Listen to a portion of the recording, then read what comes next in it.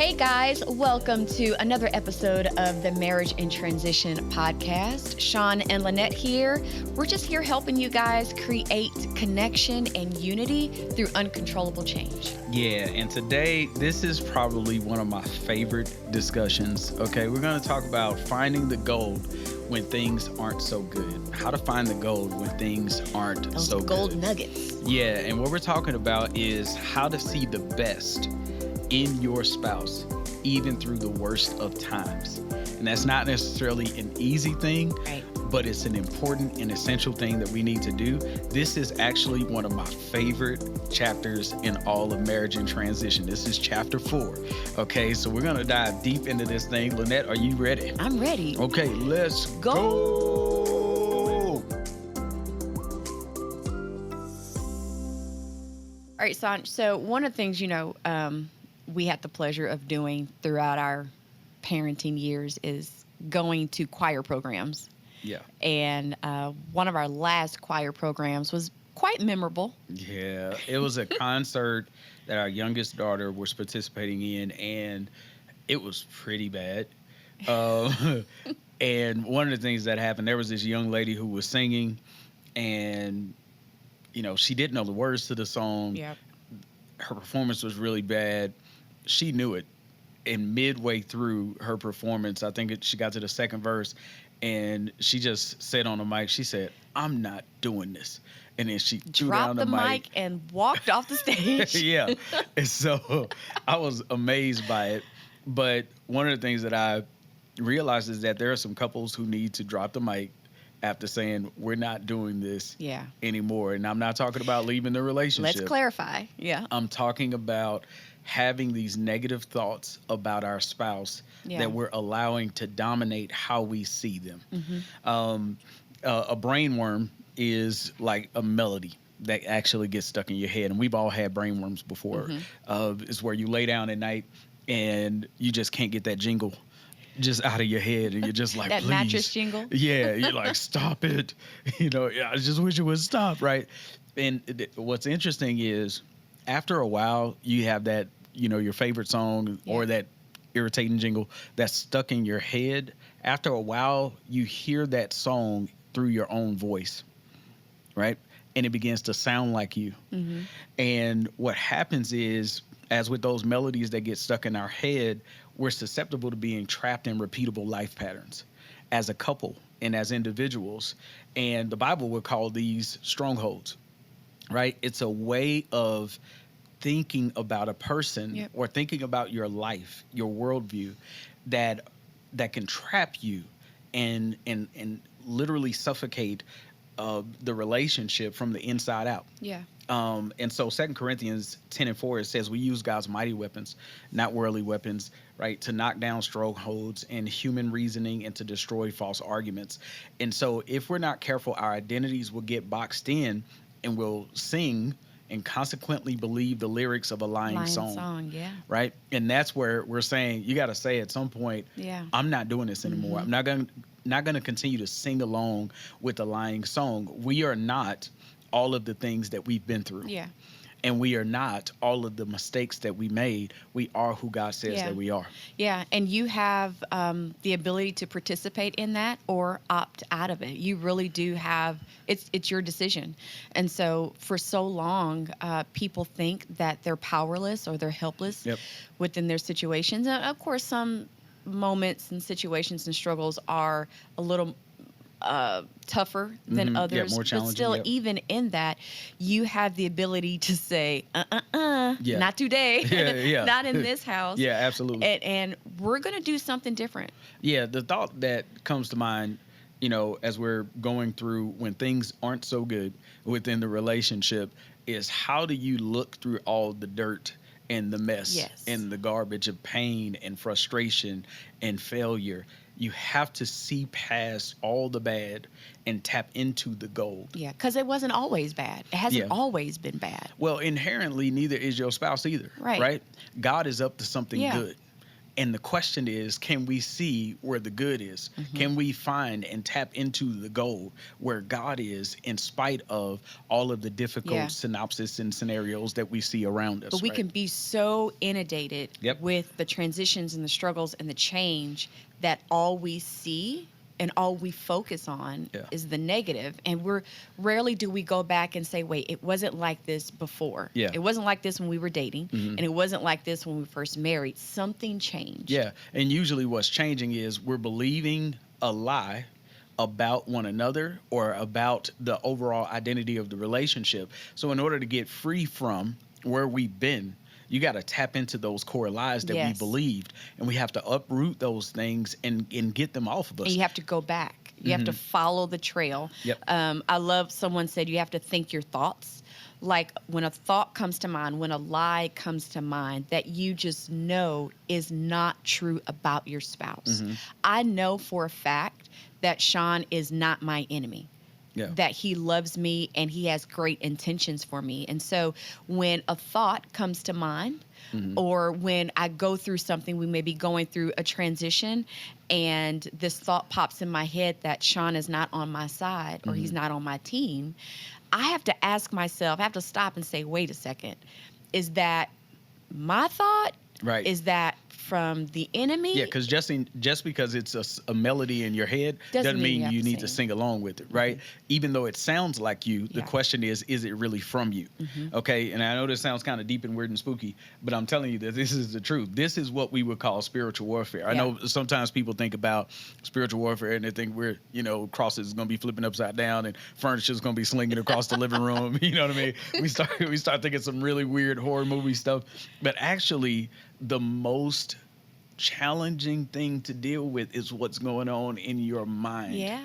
Okay. And that being said, as with those songs that get stuck in our mind, internal accusations begin to form against our spouse, and they become the lyrics that we consistently recite, and we're deceived in the lens that we begin to view God and ourselves through and our spouse through is distorted. And that can ruin an entire season of your relationship, right? So what we want to encourage you guys to do is in those difficult seasons, you want to begin to find the gold. Yeah. You want to say, okay, what is it that God says? Yeah. Right? I have this phrase, there's gold in them there hills. It's gold in them there heels. You just got to dig them out. You got to dig them out. Get to mining. Yeah. You have to begin to see the potential within your spouse. Yeah. And you want to call it out, right? Another way to phrase this would be, can you see them how Jesus sees them? Right? If Jesus was speaking over your spouse, and if he was describing your spouse, would he only call out their bad behavior, or would he see them as his son or daughter? Yeah. Would he constantly criticize them? Right. Or will he shower them with love and affection? Yeah. Yeah. And so, and please don't get us wrong. We're not talking about being in denial of the fact that people have flaws and faults. But before you deal with what they're doing wrong, you have to know who God has called them in his righteousness. Yes.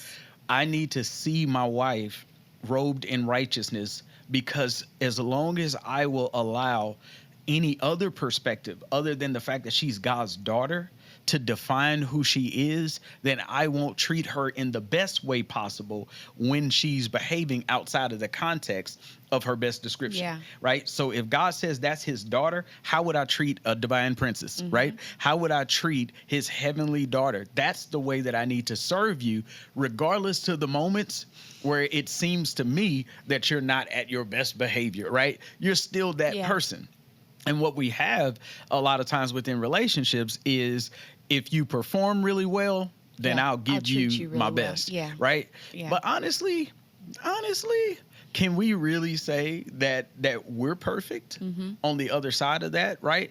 We don't want to be in a relationship where your love has to be constantly earned. Yeah.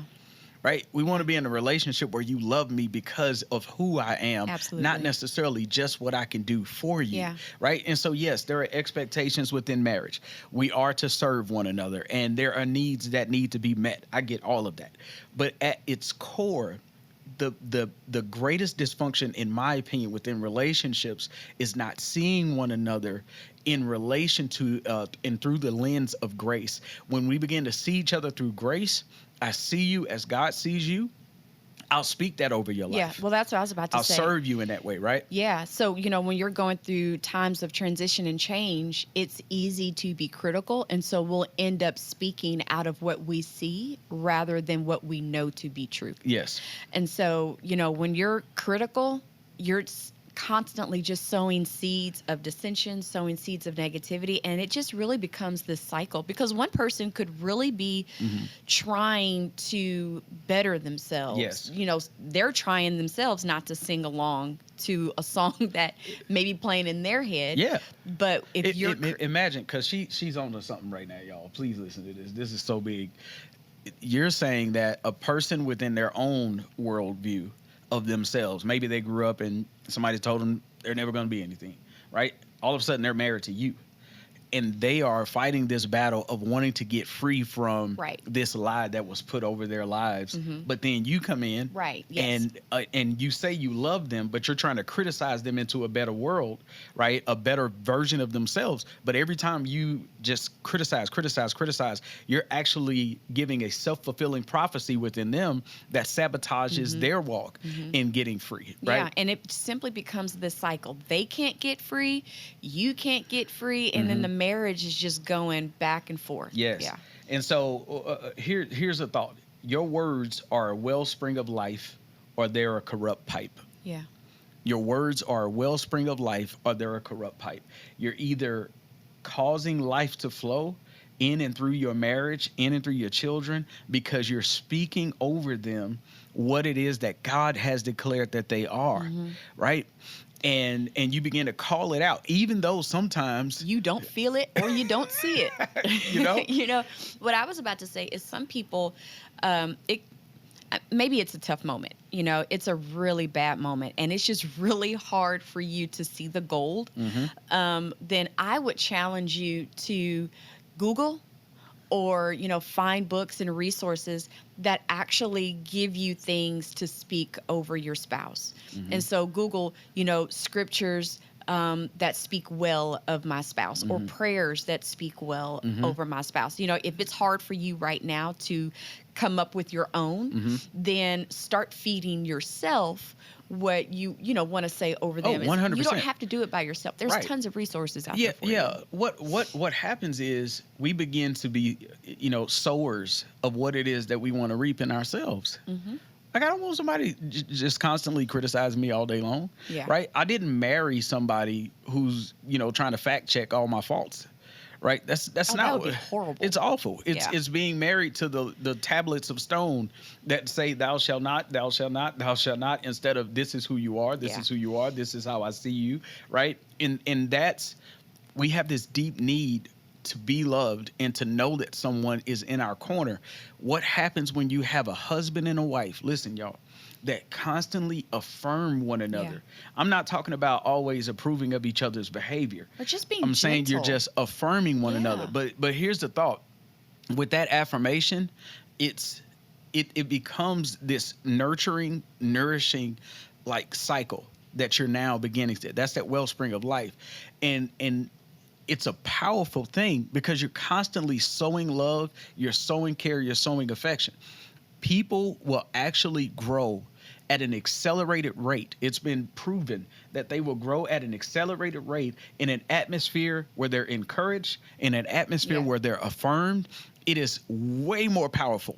I'm talking about multiplied impact when a person is affirmed and loved and cared for and esteemed rather than criticized. And so even though it's easier to criticize, it takes a little faith to begin to look at them and say, ooh, I see all the problematic areas, but God didn't give you the oneness of marriage just so that you can see them in their brokenness and kick them while they're down. Well, here's the thing with that oneness in marriage is your issues are my issues as well. That's right. It's a shared dynamic. It is a shared dynamic. And so you may think and say that they have their issues, but if you're married to them, we have our issues Yep. and we're going through this transition and we're trying to work out some situations. And Yeah. so, one of the things that I battled with was insecurity.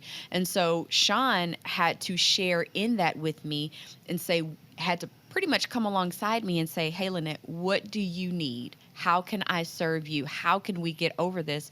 Because there's some great things. There's some wonderful things that you have that the world needs. And Yep. so I'm going to come alongside you and carry this burden with you Mm-hmm. rather than, well, you got insecurity. You need to suck it up and Yeah. get it right. Yeah. Yeah. And I think that, when we talk about transitions, the thing about them, in seasons of difficulty, the pressure is on. And when that pressure's on, it can squeeze out some of the best, Yeah. and it can squeeze out some of the worst in us. Mm-hmm. It's not then, for us, when the worst comes out, for us to, oh, see, I told you. And we begin to rub it in their face when they make a mistake. It's like, what do you gain from Yeah. that? Yeah. Right? Other than being prideful, right? Or arrogant. And, in fact, let me give it another way. The Bible says that Satan is the accuser of the brethren. So Satan goes around, and his one responsibility, Yeah. this is what he does, is to literally go around and just bring accusation, because he knows that if he can blame and shame, Yeah. he can lead to guilt. It can lead to guilt and condemnation. And so who wants to live in a Yeah. house where it's just a constant cloud of blame, blame shifting, guilt throwing? Like, that's not a healthy atmosphere for growth. That's not a healthy atmosphere. And, one of the thoughts I just had was that's not protecting your spouse. Mm-hmm. That's not thinking well of them.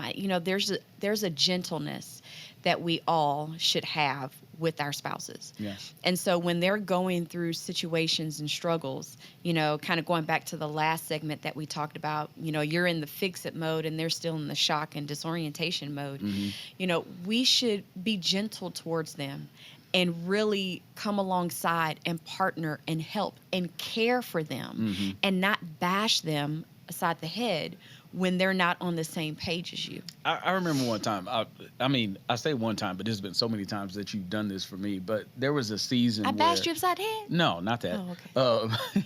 There was a season where I was really struggling to process like my next place in my career and in my calling, Mm-hmm. like in who I was as a man, and I felt like some of the dreams that I had, they had began to just crumble. They weren't turning out the way that I wanted them to. I had some success, but nowhere near on the level that I kind of pictured when I Yeah. thought about my dreams and my ambitions and hopes as a father and as a minister. And I was really I felt like I had let myself down, let my family down, the people that I led down. And it wasn't that I did anything wrong. I just wasn't there yet. I wasn't at that place of, God, I see this dream where we're impacting these people and we're seeing their life change. And I just felt stuck. I began to pull away, from you a little bit. And it wasn't anything towards you. Ladies, sometimes some guys do this. Yeah. We'll turn inward, right? And we'll begin to pull away, but don't take it personally. And I'm grateful now in this season that you didn't take it as personally, because we had some conversations Yeah, about it. yeah. And you understood that was just my thing. I needed time to focus. Give me time to process. But then I went really deep into this whole of processing, and it was really deep focused to where I almost became depressed. And I was really covered in guilt and shame, and that came alongside me. And she didn't. It wasn't that she just had empathy, or let me change that. It wasn't that she had sympathy. Where sympathy is where she just would feel sorry for me in this dark place that I was in. She actually had empathy, which is where she felt for me to the extent that she came alongside me. And what she did in that moment was she was like, all right, what do you need? But here's what I see. And she began to speak over me the fact that I wasn't a failure, that I hadn't lost it all, or I hadn't disappointed. And she began to remind me of what the dreams in the past that I had accomplished, the impact that it made on people's lives, and the significance that I had, had in my life. And that for me was like, it was like she replugged my soul up, to the power to where I was able to come back alive again and say, all right, I can dream again. I can do this again, right? A whole season of my life was like in jeopardy because I was allowing myself to succumb to feelings of guilt or shame or condemnation. And instead of her coming alongside me, pointing her finger in my face saying, you ain't talking to me, you're not letting me in, you're not loving me. And it wasn't her centered, but in that moment I needed the strength that she could give. Yeah. And instead of her taking it personal, she stepped in, looked me in the eyes, loved on me, and she called out the gold. And we kept on moving, and I was able to overcome and come out of that dark place. And so I want to encourage you guys to understand that as your spouse is experiencing a transition or a different season in their lives, they don't need you to be their harshest critic. They need you to be a place of comfort. Yeah. They need you to call out the gold in them and to affirm. And share in the struggle. Yeah, share in the struggle. Walk with them in it. And sometimes, honestly, I'll say this. There was another time. I just remember so many moments. The floodgates are open. There was another moment where she couldn't reach me as a man. I was like way gone. But I had a mentor in my life, and she reached out to my mentor. And guys, listen, if your wife can't, tap in and she goes around and connects with another guy that can meet you, be grateful that she did.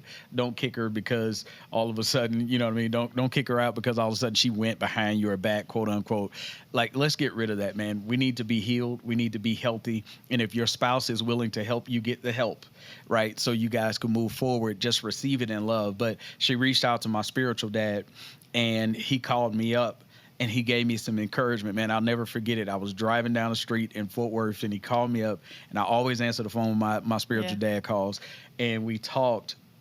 And it was probably like a 7-minute conversation, but I just felt so much freedom after I got done talking to him. I ended up bawling while I was on the phone, and I'm not a crier, but that was one of the most difficult seasons that I was in. And it was because, again, you were willing to see, hey, I can't really get past this wall with him, but I love him enough to help him overcome this cloud of guilt and shame again, that I was carrying because I felt like a failure, which obviously y'all can see was a theme, that lying song that I was singing. And so I just want to encourage you guys, whether it be through your spouse directly, through a therapist, through a counselor, through the scriptures, right? Find ways to encourage one another to greatness, not necessarily to cast stones of judgment or becoming overly critical. We write a lot about this. This is actually one of my favorite chapters in Marriage in Transition. Oh, hands down. Yeah. This is one of my favorite chapters in the book. And here's the thing. I love the last 3-4 chapters more than anything. Those are my favorite. Okay, but you can't get to those until you find the gold first. So if y'all don't know what I'm talking about, you haven't read the book yet. Start digging in them heels. You need to make sure you get your copy of Marriage in Transition. You can get it from marriageintransition.com. Thank you guys again for being with us. We look forward to connecting with you on the next episode.